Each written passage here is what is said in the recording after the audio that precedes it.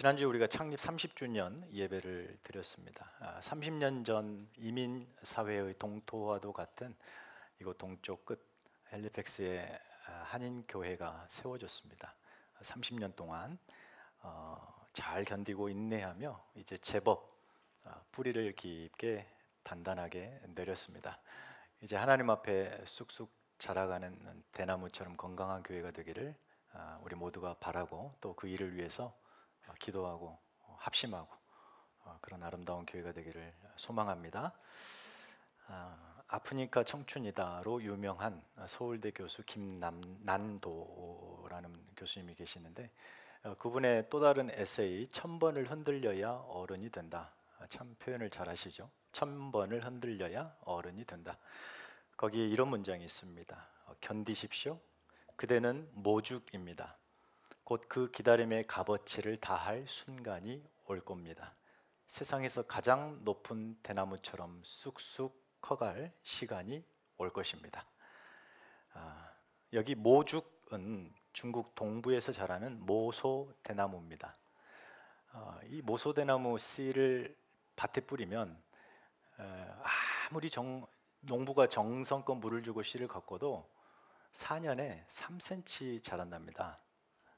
그런데 이게 놀라운 일이 그 다음에 5년째 봄이 되면 하루에 30cm씩 60일을 자라는데 다 자라면 15m가 된답니다. 이 2달 만에 자라는 거예요. 그러니까 텅 빈 들판이 순식간에 대나무같이 되는 거예요. 풍성한. 이게 모죽이라는 겁니다. 그렇게 4년 동안 3cm 자라는데 어떻게 단숨에 15m가 자라는가? 그렇게 자랄 수 있었던 것은 그 4년 동안 이 모죽은 땅속으로 깊게 넓게 뿌리를 확 퍼뜨린답니다. 그게 걸리는 시간인 거예요. 4년이. 그리고 자라는 건 눈에 보이는 건 3cm밖에 안 자라는 거예요. 눈에 보이지 않는 땅 속에서 4년 동안 열심히 다져지고 자라는 것입니다. 그래서 우리의 신앙도 그런 것 같습니다. 자람이 더딘 것 같죠. 그런다고 안 자라는 것은 아니더라라는 겁니다. 시간의 그 시간, 안 자라는 것 같은 그 시간에 그의 내면은 신앙의 성숙이 조금씩 있는 거죠. 그래서 세상 앞에 1000번을 흔들릴 준비를 하고 있었던 거예요. 때가 되면 쑥쑥 자라 하나님 앞에 멋지고 늠름한 이 모죽처럼 우리 인생이 그렇게 서 있을 줄 믿습니다. 그러기 위해서는 여러분이 신앙 안에 진득하게 있으셔야 합니다. 기분 나쁘다고 또 힘들다고 기도 응답 안 됐다고 하나님을 떠나고 멀리하면 잘할 수가 없어요. 잘한다는 조건 하나는 여기 머무는 겁니다. 신앙 안에 진득하게 계시는 거예요.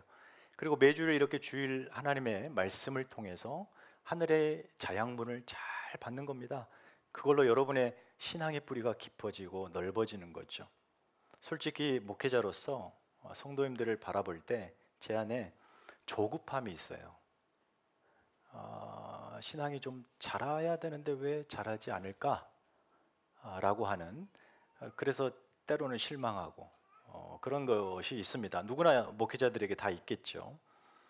그러나 말씀을 준비하며 생각해 보기를 그런 시간들, 내가 보기에 자라지 않는다고는 그런 시간들마저도 하나님은 그의 신앙의 뿌리를 자라게 하시는 시간이었을 거라는 생각을 합니다.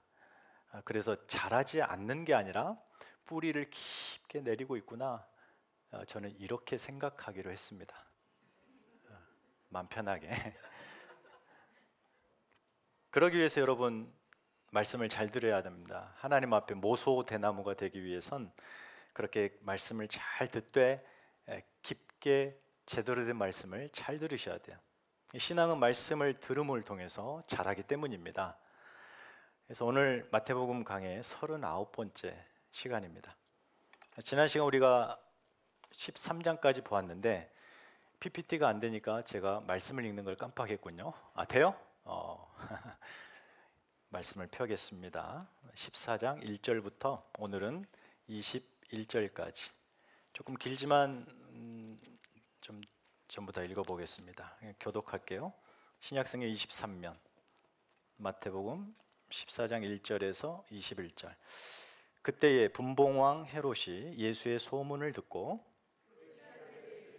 이는 세례 요한이라 그가 죽은 자 가운데서 살아났으니 그러므로 이런 능력이 그 속에서 역사하는도다 하더라. 전에 헤롯이 그 동생 빌립의 아내 헤로디아의 일로 요한을 잡아 결박하여 옥에 가두었으니 이는 요한이 헤로디에게 말하되 당신이 그 여자를 차지한 것이 옳지 않다 하였습니다. 헤롯이 요한을 죽이려 하되 무리가 그를 선지자로 여김으로 그들을 두려워하더니 마침 헤롯이 생일이 되어 헤로디아의 딸이 연석 가운데서 춤을 추어 헤롯을 기쁘게 하니 헤롯이 맹세로 그에게 무엇이든지 달라는 대로 주겠다고 약속하거늘 그가 제 어머니의 시킴을 듣고 이르되 세례 요한의 머리를 소반에 얹어 여기서 내게 주소서 하니 왕이 근심하나 자기가 맹세한 것과 그 함께 앉은 사람들 때문에 주라 명하고 사람을 보내어 옥에서 요한의 목을 베어 그 머리를 소반에 얹어서 그 소녀에게 주니 그가 자기 어머니에게로 가져가니라. 요한의 제자들이 와서 시체를 가져다가 장사하고 가서 예수께 아뢰니라. 예수께서 들으시고 배를 타고 떠나사 따로 빈들에 가시니 무리가 듣고 여러 고을로부터 걸어서 따라간지라. 예수께서 나오사 큰 무리를 보시고 불쌍히 여기사 그 중에 있는 병자를 고치시니 저녁이 되매 제자들이 나와 이르되 이곳은 빈들이요 때도 이미 저물었으니 무리를 보내어 마을에 들어가 먹을 것을 사 먹게 하소서. 예수께서 이르시되 갈 것 없다 너희가 먹을 것을 주라. 제자들이 이르되 여기 우리에게 있는 것은 떡 5개와 물고기 2마리 뿐이니이다. 이르시되 그것을 내게 가져오라 하시고 무리를 명하여 잔디 위에 앉히시고 떡 5개와 물고기 2마리를 가지사 하늘을 우러러 축사하시고 떡을 떼어 제자들에게 주시매 제자들이 무리에게 주니 다 배불리 먹고 남은 조각 12바구니가 책에 걷어놓으시니 다 같이 먹은 사람은 여자와 어린이 외에 5,000명이나 되었더라. 예. 아멘. 이 두 사건입니다. 읽으신 바와 같이 1절에서 12절은 마지막 선지자 세례 요한의 끔찍한 죽음의 이야기고요. 13절부터 마지막 21절까지는 여러분이 잘 아시는 오병이어의 기적의 사건입니다. 이 사건은 각각 독립된 이야기입니다. 그래서 한 주 설교를 각각 해도 무방하죠. 사실 이 오병이어에 대한 설교는 몇 해 전, 한 2, 3년 전에 제가 설교를 했었습니다. 그렇게 독립적인 이야기인데요.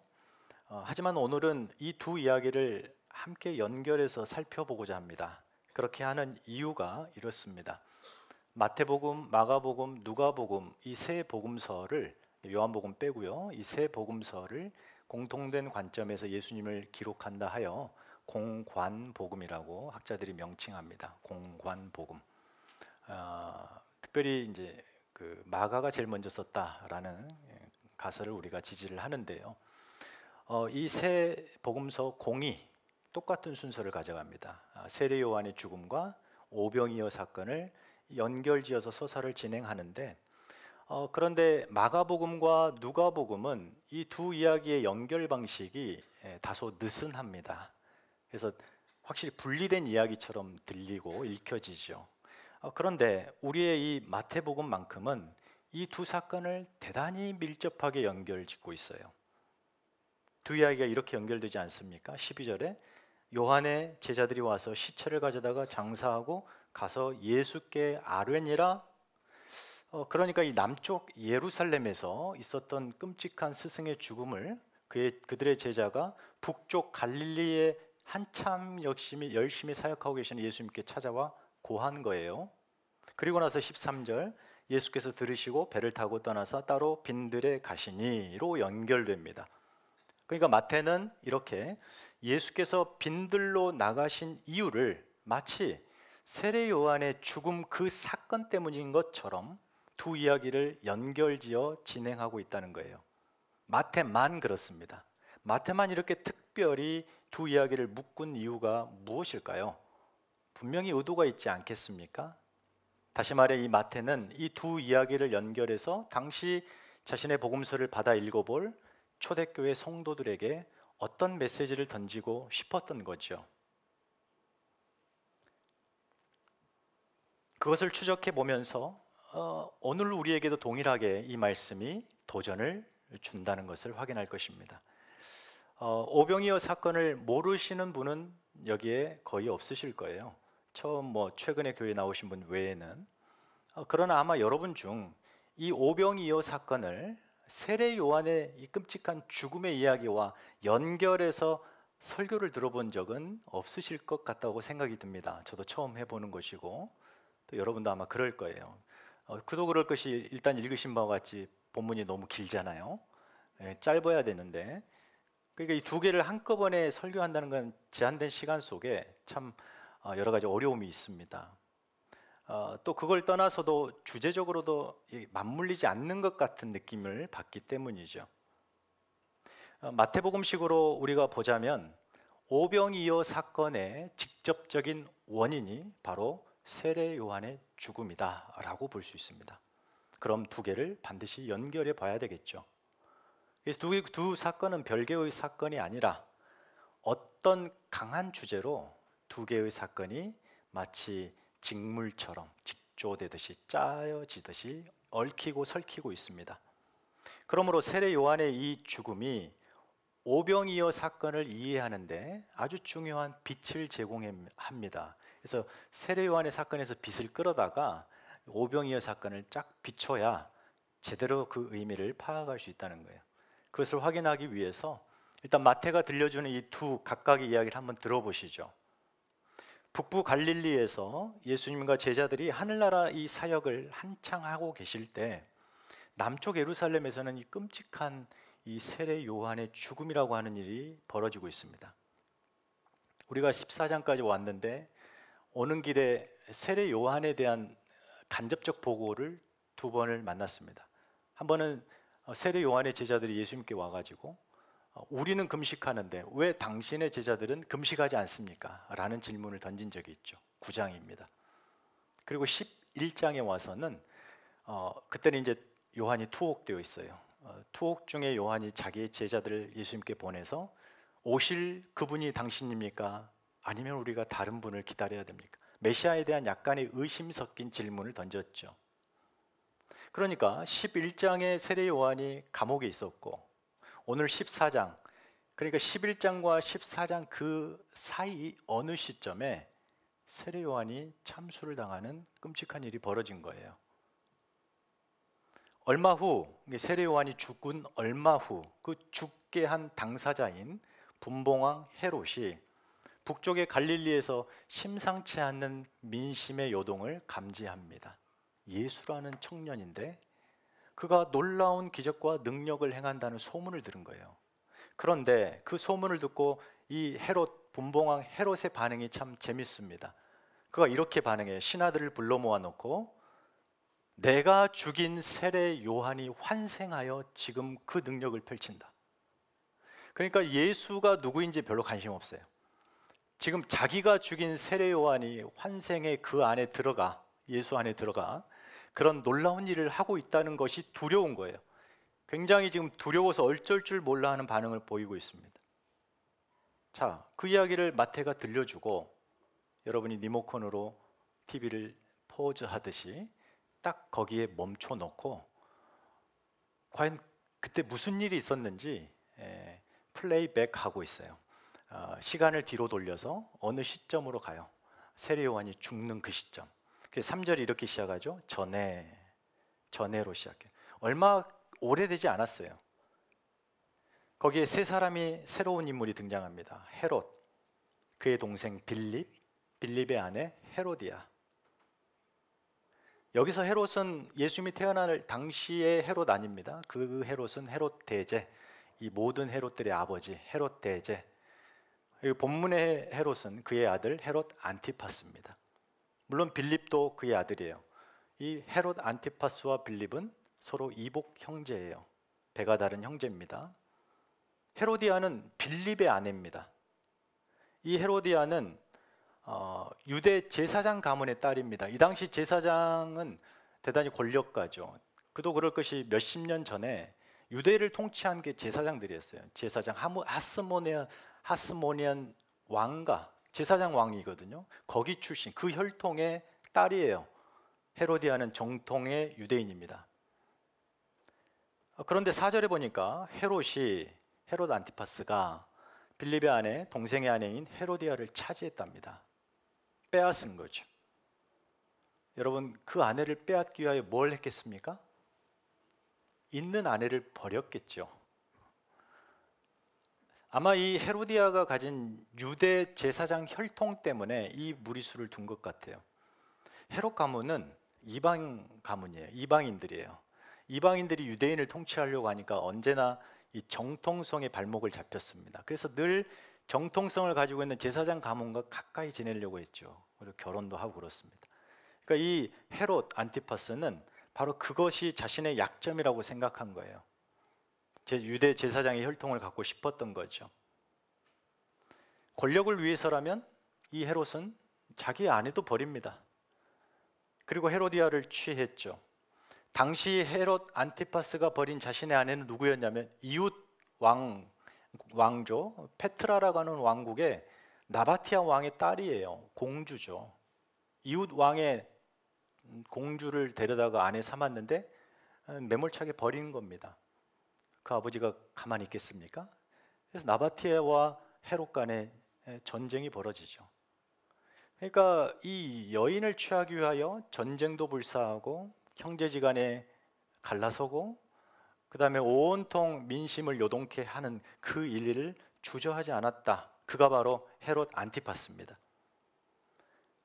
굉장히 권력욕이 심했던 사람입니다. 그런데 헤로디아도 만만치가 않습니다. 이 여인 헤로디아도 매우 권력이 강한 여성이에요. 그래서 유약한 빌립, 그의 남편 빌립보다 저렇게 권력을 향하여 질주하는 헤롯이 멋있었던 거예요. 그래서 헤롯과 결혼하기로 마음을 먹었던 겁니다. 그녀도 권력에 심취해 있습니다. 이 일을 두고 세례 요한이 아주 호되게 꾸짖습니다. 이스라엘 전통에서 선지자들의 역할이죠. 왕이 제 길을 못 갈 때 강력하게 신탁으로 꾸짖는 것이 선지자의 일이죠. 세례 요한은 모세의 율법에 따라서 이 헤롯 왕가와 헤롯을 아주 심하게 꾸짖으며 당신 그거 잘못됐습니다. 부패한 왕실의 죄를 신랄하게 고발하죠. 헤롯이 당연히 싫어했겠죠. 분노심을 느낍니다. 헤롯이 민심의 강한 저항에도 불구하고 선지자 요한을 무리하게 투옥시킨 겁니다. 11장 이야기죠. 죄목은 선동죄입니다. 그냥 덮어 씌운 거예요. 사실 요한의 투옥은 이 헤롯에게 여러모로 정치적인 무리수입니다. 헤롯이 가장 두려워했던 사람은 다름 아니라 로마의 주인인 황제 시저입니다. 가뜩이나 시저로부터 왕위를 하사받지 못했거든요. 그런데 자신이 대리 통치하는 그 지역에 밀란이라도 나게 되면 낙인 찍히고 그는 왕위를 잃을 게 뻔합니다. 아마도 요한을 그렇게 가두었지만 적절한 시기 민심을 자기에게로 끌어모을 그 타이밍을 보고 풀어줄 것입니다. 그러려고 가뒀을 거예요. 하지만 그게 마음대로 되지 않는 상황이 벌어집니다. 헤롯의 생일날입니다. 왕실에서 성대한 생일잔치를 열죠. 헤로디아의 딸 살로메입니다. 그녀가 하객들 앞에서 멋들어지게 춤을 추고 그것이 헤롯의 마음을 흡족하게 합니다. 이윽고 허풍선이 권력가 이 헤롯의 돌발 행동이 이어지죠. 행사에 참석한 고관 대작들 앞에서 자신의 명예와 권세를 한껏 과시하면서 보란듯이 이 어린 딸에게 맹세를 합니다. 원하는 뭐든 내가 주겠다. 같은 이야기를 다루는 마가복음을 보면 내 나라의 절반까지도 주겠다. 사실 자기 나라도 아닌데 허풍을 떠는 거죠. 당시 살로메는요 고작 12살 어린 소녀입니다. 이것을 지켜보고 있던 헤로디아, 그의 어머니 헤로디아가 딸 살로메의 입술에 끔찍한 언어를 집어넣어 줍니다. 세례 요한의 머리를 소반에 얹혀 여기에 지금 내게 주소서. 여러분 12살 소녀의 입에서 이런 상상할 수 없는 섬뜩한 폭력적인 언어가 나온다는 게 말이 됩니까? 마가복음에는 이 세례 요한을 향한 헤로디아의 작심 그리고 그의 분노를 잘 기록하고 있어요. 그녀 역시 기회만 보고 있었습니다. 어떻게든 세례 요한을 죽이려고 했어요. 마침내 절호의 기회가 그녀에게 찾아온 겁니다. 사실 헤로디아는 남편 헤롯의 성정을 진작에 파악했습니다. 살로메의 춤도 그러고 보면 아마도 헤로디아의 세팅일 것입니다. 헤롯은 등 떠밀리듯 자신이 내뱉은 이 말을 공개적으로 책임져야 하는 수세에 물리게 됩니다. 딸에게 맹세할 때는 기분에 깃털처럼 가벼운 말을 토해냈을 거예요. 그러나 그것이 돌아올 때에는 왕의 직을 걸어야 하는 대단히 무거운 바위와 같은 말이 되어 돌아옵니다. 결국 어린 딸의 이 황당한 요구를 거절할 수가 없이 왕으로서, 분봉왕으로서 그 약속을 제거합니다. 그런데 살로메가 뭘 요구했죠? 지금 당장입니다. 그래서 세례 요한의 참수는 옥에서 당장 시행이 됩니다. 잔치가 흥에 달아오르죠. 과연 그게 정말 될까? 그러더니 문을 열고 군인들이 소반에 세례 요한의 머리를 담고 배달 옵니다. 그리고 살로메에게 줘요. 살로메가 그걸 들고 자기 어머니 헤로디아에게 주는 것입니다. 얼마나 이 끔찍한 현실입니까? 왕실의 잔치에 끔찍한 폭력입니다. 그렇게 세례 요한은 이 주동자 헤로디아에 의해서 그리고 결정적으로 헤롯 안티파스에 의해서 엽기적인 폭력의 희생양이 됩니다. 그리고 그의 죽음은 한낱 이 부패한 왕실 잔치의 기이한 이벤트로 사용되고 있습니다. 요한이 옥에 있을 동안에 수시로 그의 제자들과 내통을 했기 때문에 이 사실을 제자들이 알았고 그의 끔찍한 그 몸을, 스승의 몸을 이 제자들이 잘 정리하여 장례식을 치러줍니다. 그리고 나서 예수님 북쪽에 한 140여 킬로 떨어진 갈릴리까지 급히 달려와 예수님께 그 소식을 이 제자들이 전하는 거예요. 요한의 제자들이 자신들의 스승의 죽음을 예수님께 전했다, 이 말은 오직 마태만 기록하고 있어요. 마가복음, 누가복음에는 등장하지 않습니다. 그런데 여러분, 특이한 점이 있어요. 요한의 충격적인 이 죽음에도 불구하고 우리가 읽었듯이 예수님께서 특별히 어떤 반응을 보이지 않는다는 거예요. 13절, 예수께서 들으셨는데 특별한 언급 없이, 대답 없이 배를 타고 그냥 어디로 가세요? 빈들로 가버리십니다. 그게 전부예요. 세례 요한에 대한 반응은 그게 전부예요. 그러니까 성경을 여러분이 좀 잘 읽고 관심 있게 집중해서 읽으신다면 이 대목에서 좀 고개를 갸우뚱하셔야 됩니다. 예수님이 이야기를 듣고도 별 반응 없으시네? 마치 예수님이 세례 요한의 죽음을 외면하시듯 차갑게 반응하고 계시네? 왜 그러셨을까? 여러분, 마태만이 이런 식으로 전하고 있기 때문에 분명히 거기에는 의도가 있습니다. 사실 예수님이 요한의 죽음에 아무 반응을 하지 않은 것이 아닙니다. 두 가지로 적극적으로 반응하고 계십니다. 첫 번째, 침묵입니다. 침묵이 반응이라고? 예. 침묵은요, 때로 많은 말을 대신할 때 사용하는 어법입니다. 많은 말을 하는 것보다 그 많은 말을 아예 하지 않음으로 그 많은 말보다 전하고자 싶어하는 그 중요한 메시지, 더 큰 메시지를 전달하는 수사 방법이 침묵입니다. 여러분, 성경에서 가장 위대한 침묵이 어디에 나옵니까? 예수님이 십자가상에서 절규하시죠. 아버지, 어찌하여 나를 버리십니까? 하나님이 침묵하십니다. 아무 대답도 안 하심이 무관심했다는 것이 아니라 가장 강렬한 메시지를 그때 던지시는 거죠. 마치 그와 같이 예수님이 세례 요한의 그 충격적인 소식을 듣고 침묵 일관하시죠. 그렇다면 이 예수님의 침묵에 담긴 의미가 무엇일까요? 세례 요한은 예수님보다 앞서 와서 예수의 길을 예비한 선지자입니다. 철저히 그는 주목받지 못합니다. 과거의 옛 역사, 그 이스라엘의 역사를 매듭짓고 끝내는 사람이에요. 새 역사의 시작은 예수 그리스도로 말미암죠. 그러니 그는 조용히 사라지는 겁니다. 그가 요한복음 3장에서 30절에 스스로 고백하지 않았습니까? 그는 흥하여야 하겠고 나는 쇠하여야 하리라. 실제로 그의 고백처럼 쓸쓸하게 외롭게 누구의 주목도 받지 못한 채로 형장 예술로 사라집니다. 예수님께서 그의 죽음을 듣고 침묵하신 까닭이 있습니다. 그것은 세례 요한의 죽음에서 아주 잠시 후, 얼마 후에 있을 자신의 죽음을 보신 겁니다. 세례 요한의 죽음에서 자신의 죽음을 보고 계시는 거예요. 지금 예수님은 지금 요한의 죽음을 누구보다 이렇게 침묵으로 공감하고 계시다는 거예요.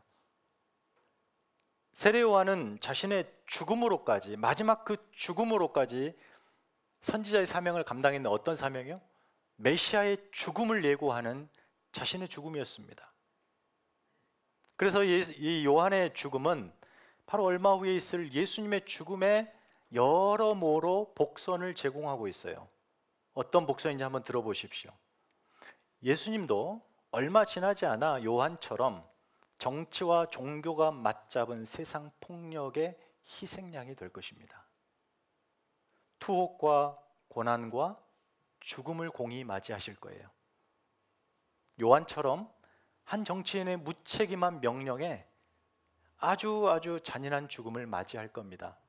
요한은 헤롯 안티파스에 의해서, 예수님은 로마의 총독 빌라도에 의해서.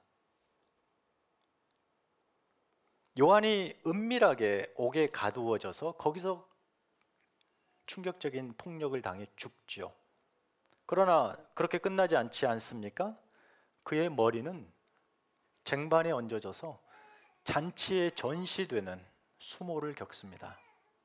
예수님은 어떻죠? 은밀하게 대제사장의 뜰에 잡혀가 그 가히 상상할 수 없는 폭력을 당하고, 총리의 관저에 새벽부터 끌려가 2차적으로 당하고, 보이지 않는 은밀한 곳에서 폭력을 당하시지만 그분의 죽음은 어떻습니까? 십자가상에 보란듯이 시로라리 하나 걸치지 않는 채로 달려서 만천하에 수치와 조롱을 당하게 돼요. 평행하지 않습니까? 요한의 시체를 그의 제자들이 장사하듯 예수님의 시체는 아리마대 사람 요셉과 니고데모라고 하는 두 사람이 정성스럽게 염을 하여 장례를 치러주죠. 요한의 제자들은 스승 요한의 죽음을 이렇게 전하지만 장차 예수님의 제자들은 자신들의 스승인 예수님의 죽음을 세상에 전할 것입니다. 그리고 마지막으로 헤롯이 죽은 요한이 환생했다고 난리법석을 떠는데 장차 죽은 예수님이 부활하셨다라는 선언에 세상이 난리법석 될 것입니다. 강렬한 복선이죠. 이처럼 마태는 요한의 죽음에 대한 예수님의 침묵 속에 장차 있을 예수님의 죽음, 고난, 죽음, 부활, 그 거대한 메시지를 아주 빈 공간 없이 가득가득 담아 침묵으로 전달하고 있다, 그 말입니다. 지금 예수님은 그래서 이 요한의 죽음을 누구보다 공감하십니다. 왜요? 장차 얼마 후에 자신이 당할 고난이기 때문에, 죽음이기 때문에. 여러분, 초대교회의 성도들, 마태복음을 읽었을 그 당시 1세기의 성도들의 신앙 현실이 어땠을까요? 예수 믿는다는 이유 때문에 고단하고 위험했습니다. 많은 것들을 포기해야 했고 많은 불이익과 핍박과 고난을 견뎌야 했습니다. 서슬퍼런 로마 그 정권과 그 다음에 이 유대 종교 권력 그 사이에서 마이너리티로서 항상 적대와 차별과 학대를 견뎌야 했습니다. 적지 않은 성도들이 투옥됐습니다. 그 중에는 많은 성도들이 막 죽어나갑니다. 그때 성도들이 기도하지 않았겠습니까? 마태복음을 읽으면서 생각하지 않았겠어요? 왜 하나님 우리를 고난에서 건지시지 않고 침묵하십니까? 하나님이 그들을 구해주시지 않는 것 같고 버리는 것 같고 기도에 침묵하는 것 같다는 생각이 강하게 들지 않았겠냐 이 말이에요. 마태는 바로 그런 성도들의 신앙 현실을 잘 알고 있습니다. 그래서 이렇게 예수님의 침묵을 통하여, 특별히 세례 요한의 끔찍한 죽음과 연결하여 부활의 주님께서 여러분의 고통을 누구보다 공감하고 계십니다. 그러니 여러분, 믿음 가지고 견디십시오. 승리는 우리 것입니다. 부활이 있지 않습니까? 세상이 할 수 있는 것은 고작 죽이는 것뿐이지만 우리 주님이 하실 수 있는 것은 죽은 자를 살리시는 것입니다. 그런 소망을 담아 전달하고 있다. 방식이 그런데 좀 답답하지만 침묵이다.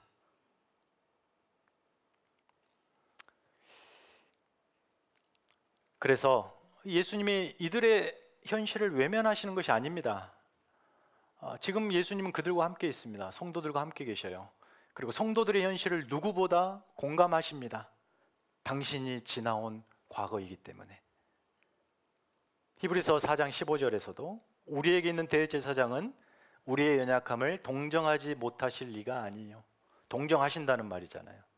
개역 개정입니다. 이 전 번역본인 개역본에는 이렇게 되어 있어요. 똑같이 우리에게 있는 대제사장은 우리의 연약함을 체휼하지 아니하는 자가 아니요. 체휼하신단 말이죠. 체휼이라는 말은 어렵지만 처지를 이해하고 불쌍히 여긴다라는 말이에요. 그래서 좀 어려운 단어이긴 합니다만 이게 더 맞는 것 같아요. 동정보다는 체휼한다. 좀 더 진하고 무겁고 그렇게 느껴지죠. 우리의 처지를 이해하고 불쌍히 여겨주신다. 그게 어떻게 가능하냐? 예수님이 그 모든 현실을 지나오셨기 때문입니다. 예수님은 여러분의 모든 처지를 공감하십니다. 믿음을 잃지 않도록 곁에서 은혜와 힘을 불어넣어 주시죠. 여러분의 처지를 이해하고 여러분을 불쌍히 여기시고 긍휼히 여기시고, 그리고 많은 것이 아니라 일어서서 견딜 수 있도록 힘을 주신다는 겁니다. 믿으십니까? 그래서 예수님께서 침묵하시는 것 같지만 어떻게 말씀드리면 좋겠냐면 그 침묵이야말로 가장 적극적인 응답이다. 잘 이해가 안 되실 거예요. 명확하게 들리게 말씀해 주시고 보여주시고 늘 그걸 위해서 우리가 기도하는데 성경은 예수님이 침묵하신다.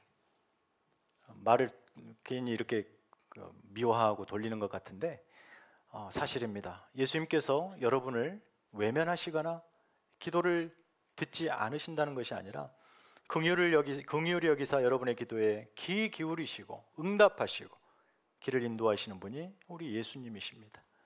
여러분을 체휼하십니다. 그게 침묵이라는 거예요. 요한의 죽음에 이 예수님의 두 번째 반응이 있습니다. 첫 번째가 침묵이라면 두 번째 반응은 이제 적극적인 행동입니다. 사실 오늘 이 부분을 좀 마지막으로 강조하고 마치려고 하는데요. 배를 타고 떠나사 따로 빈들에 들어가시니, 마태는 이렇게 예수님께서 빈들로 가셨다고 보고합니다. 이것은 이 선지자 요한의 죽음에 속이 상하고 안타깝고 그래서 조용히 혼자 계시고 싶어서 빈들로 가셨다, 그 말이 아닙니다. 예수님은 지금 빈들로 가시는 매우 적극적인 행동을 하고 계십니다. 그것을 통해서 요한의 죽음이 주는 메시지를 마지막까지 상실되지 않도록 증언하고 연결 짓고 계시다는 거죠. 예수님은 왜 빈들로 가셨을까요? 당연히 그 이유는 그 다음 이야기인 오병이어 기적 사건 때문입니다. 그걸 위해 가신 거예요. 예수님이 빈들로 가시자 큰 무리가 따라오죠. 그들을 불쌍히 여깁니다. 체휼해 주셔요. 그래서 그들의 필요, 병을 고쳐주시고 다 해주셔요. 그런데 어느덧 저녁이 되었습니다. 빈들입니다. 잔디라고 되어 있으니까 아주 잘 관리된 들 같은데 그렇지 않아요. 빈들에 먹을 것이 없는 곳에 이 거대한 무리가 그냥 덩그러니 던져져 있습니다. 그것을 보다 못한 제자들이 먼저 예수님께 이렇게 제안합니다. 예수님, 이 무리들 빨리 더 늦기 전에 마을로 돌려보내서 각자 알아서 끼니를 해결하게 하십시다. 예수님이 이렇게 말씀합니다. 아니다, 그럴 필요 없다. 너희가 먹을 것을 주라. 이 황당한 말씀을 하시죠. 너희가 먹을 것을 주랍니다. 제자들에게는 뭐가 있는데요? 다른 복음서에서는 뭐 아이가 오병이어를 내놓았다고 보고하는데 마태는 그 얘기를 하지 않죠. 그저 그냥 제자들에게 있는 것이 떡 5개, 물고기 2마리가 전부랍니다. 떡 5개, 물고기 2마리, 오병이어. 그래서 제자들이 예수님께 그걸 가져가면 이게 우리의 전부인데요, 예수님이 그래, 그거면 됐다, 이렇게 말씀하시는 거예요. 가져오라. 그리고 놀라운 기적을 베푸시는데 빈들에서 무려 5,000명이 배불리 먹습니다. 유대 카운트 방식에 여자와 아이는 세지 그 당시 않았으니까 좋게 10,000명은 넘었을 겁니다. 아무것도 없던 빈들에서 이렇게 10,000명이 배부르게 먹고 12바구니가 남는 풍성한 생명의 잔치가 벌어집니다. 오병이어 사건의 핵심은 그겁니다. 주일학교 때부터 노래로 이 이야기들을 기억하며 불렀는데 예수님이 놀라운 기적을 행했다, 여기에 초점이 있는 게 아니라 예수께서 가져오신 하나님 나라를 보여주는데 그것이 바로 잔치라고 하는 모티프로 표현되는 거예요. 구약이 그렇거든요. 구약에서 잔치로 시편 23편에도 그 마지막에 다윗의 고백에 마지막에 잔치, 상을 베푸신다. 구원의 잔치를 베푸신다는 거예요. 이게 메시아적 사인입니다. 그래서 오병이어는 메시아가 와서 잔치를 베푸는 모습이에요. 풍성한 생명의 잔치죠. 우리가 다 잘 아는 오병이어 이야기 아닙니까? 그렇다면 예수님이 빈들로 가셔서 오병이어의 기적을 베푸신 것이 어떻게 세례 요한의 죽음에 대한 행동으로서의 답이 될까? 요한의 죽음과 오병이어의 두 사건은 어떤 주제로 서로 묶이고 있습니다. 그 주제가 무엇일까요? 너무 질문을 많이 해서 죄송합니다만 중요해서 그래요. 이 두 사건이 하나의 주제로 묶이고 있어요. 눈치가 빠르신 분은 주보를 통해서 확인하실 텐데 주보라는 것은 참 유용합니다. 책갈피로도 쓰기도 하고 낙서도 하기도 하고 더울 때 부채질도 하기도 하는데 꼭 주보를 보시면 제목을 한번 보세요. 오늘은 목사님이 설교를 어디 본문을 제목을 뭘로 했을까? 그냥 대충 정하지 않기 때문에 함축해서 한번 읽어보십시다. 제목, 설교 제목 시작. 죽음의 잔치, 생명의 잔치 vs 죽음의 잔치, 생명의 잔치 두 개를 대조하고 있죠. 그러면 이 두 사건이 어떤 단어로 묶이겠습니까? 그렇죠. 예, 잔치라는 주제입니다. 여러분 두 이야기 속에 공히 잔치가 등장하는데 한번 비교해 볼까요? 헤롯의 잔치. 화려한 왕궁에서 부드러운 옷 입은 고관 대작들과 함께 최고급 요리를 진열해 놓고 흥을 돋고 모두가 즐거워 술을 마시고 퍼질러 있는 그런 잔치. 하나 예수님의 잔치는 어떻습니까? 초라한 빈들에서 가난한 사람들과 지극히 평범한 촌부가 한 끼로 먹을 수 있는 그 음식을 놓고 모두가 즐거워하며 배부르게 잔치가 베풀어지고 있습니다. 헤롯의 잔치는 한 인간의 탐욕과 쾌락, 그것에 들러붙은 사람들이 결국 그 잔치의 결과를 생명의 파괴라고 하는 죽음으로 가져가는 죽음의 잔치라고 한다면 예수님의 잔치는 누군가의 고통스러운 현실을 체휼하고 긍휼과 자비를 베풀어 풍성하게 해주는 생명의 잔치죠. 마태는 이 두 잔치를 통해서 자신의 정권의 안정이라고 한다면 무슨 짓이라도 다 할 수 있는 권력의 투쟁을 위해서라면 어떤 짓도 할 수 있는 헤롯과 인간이 하나님 앞에 회복하여 구원을 얻을 수 있다면 무슨 예수님께 지시라고 해서 그렇지만 무슨 일이라도 하실 수 있어 자신의 생명까지 내어 주실 수 있는 예수 그리스도를 대조하고 있는 거예요. 예수님과 헤롯과 예수님, 이 두 인물의 대조는 결국은 그들이 통치하는 나라를 대조하고 있는 거죠.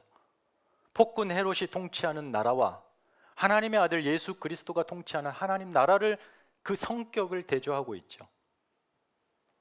이처럼 예수님은 세례 요한의 안타까운 죽음에 그것이 담고 있는, 선포하는 세례 요한의 마지막 메시지를 놓치지 않고 그대로 그 메시지를 가지고 광야 빈들로 들어가 오병이어를 베푸시면서 그 거대한 서사를 연결하여 소망이라는 메시지를 던져주고 있습니다.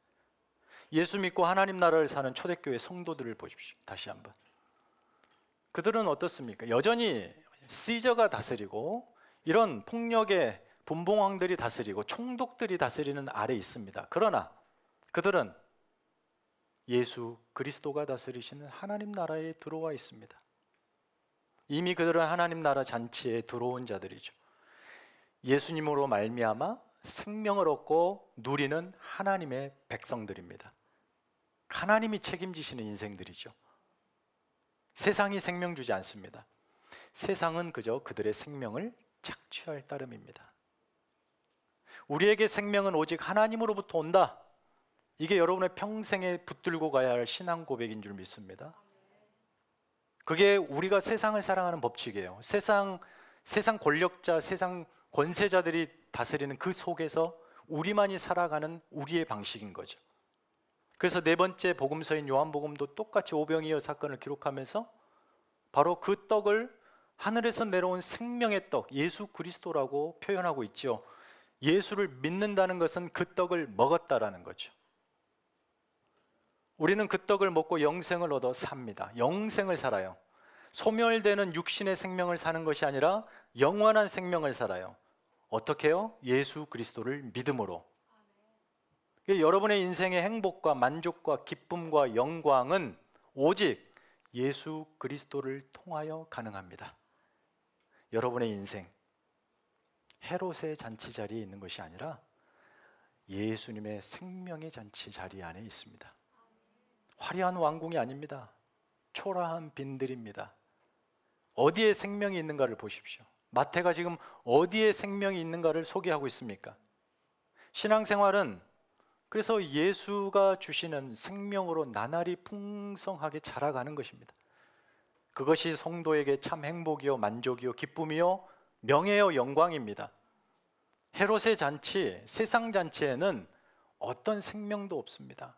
거기에 기웃거리고 들어가 보려고 하고 조건과 자격을 갖추려고 하고, 그런데 여러분의 생명과 에너지를 낭비하는 그 일은 전부 다 생명을 깎아먹는 일이고 소멸하는 일이고 소비하는 일이에요.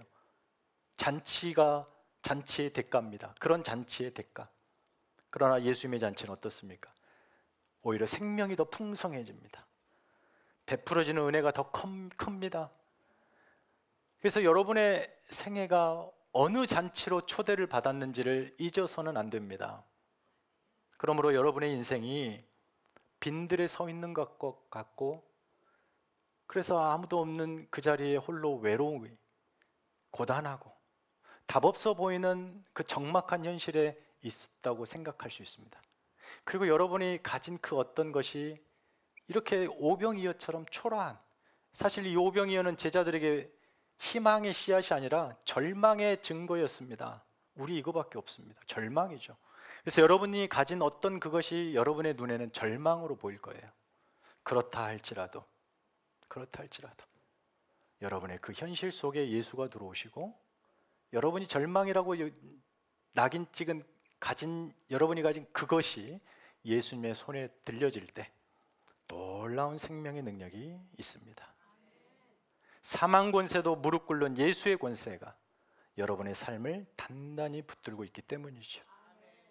예수님이 우리를 채울하시고 이렇게 풍성한 생명을 공급해 주시는데 여러분의 생에 무엇이 두렵고 또 무엇이 염려가 되십니까? 새로운 한 주도 우리와 함께 하시는 그 주님으로 승리하시는 여러분 되시기를 축원합니다. 사랑하는 성도 여러분, 이 시간에 말씀을 기억하면서 함께 여러분의 목소리로 진심으로 하나님 앞에 고백하십시다. 여러분이 보이시는 지금의 현실, 답답하고 넘어설 수 없을 것 같고 그럴 능력이 내게 없을 것 같아서 한숨 짓고 외면하고 체념하는 그 자리에서 오늘 말씀이 우리에게 강한 확신을 줍니다. 생명의 주인 되신 주님이 우리와 함께 계십니다. 여러분이 원하는 응답을 듣지 못한다 하여도 침묵으로 여러분의 모든 형편과 처지를 이해하시고 긍휼을 베푸시기를 즐거워하시고 멈춤 없이 우리를 위해 일하시는 하나님이 우리와 함께 계십니다. 우리는 이미 그분이 베푸시는 영원한 생명의 잔치 안으로 들어온 하나님의 백성들입니다. 세상은 소멸해 갑니다. 세상의 생명은 죽음을 향해 갑니다. 그러나 우리는 영원한 생명을 향하여 나아갑니다. 더욱더 그 생명이 풍성해집니다. 예수 안에서.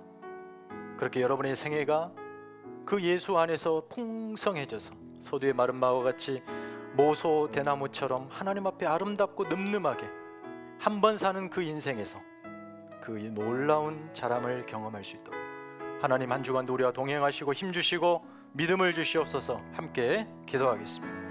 하나님 아버지, 주님께서 우리를 십자가 보혈의 능력과 은혜로 구원하셨습니다. 그렇게 하여 영원한 생명, 하늘로부터 내리는 생명의 떡을 우리가 먹었습니다. 믿었습니다. 그래야 우리 안에 영생이 있습니다. 사망 권세, 죽음의 권세가 끊어낼 수 없고 소멸할 수 없는 영원한 생명의 능력으로 덧입은 하나님의 백성들입니다. 우리의 처지, 우리의 현실 속에서 우리의 보이는 삶의 자리가 빈들같고 우리가 가진 능력이 오병이어와 같지만 하나님이 그 안에 거하시고 주님 손에 우리의 모든 것이 붙들릴 때 하나님과 같은 놀라운 능력이 있을 줄 믿습니다. 우리의 삶에 함께하여 주옵소서. 우리의 생애가 결코 소비되고 낭비되는 시절에 참여하는 것이 아니라 영원한 하나님 나라의 잔치에 참여하는 우리가 되게 하여 주시옵소서. 하나님 아버지, 오늘 마태가 들려주는 이 끔찍한 세례 요한의 죽음이 그렇게 비참한 죽음으로 끝나지 않고 놀라운 메시지를 담아서 예수 그리스도의 생명의 사역으로 다시 꽃이 피고 열매를 맺혀 도대체 예수님께서 우리 인생에 무슨 일을 하셨는지, 그가 누구시고 우리가 속한 하나님 나라가 어떤 건지 말씀을 통하여 확인했습니다. 하나님, 우리가 보는 우리의 현실이 빈들같고 내가 가진 그것이 능력이, 재물이 아주 미약한 오병이어 같지만 그 자리에 주님이 들어오시고 그것을 주님이 붙드신다면 놀라운 생명의 능력을 맛볼 수 있습니다. 그 믿음 가지고 우리의 생애 한 걸음 한 걸음이 주님과 동행하는 신실한 신자의 여정이 되게 하여 주시옵소서.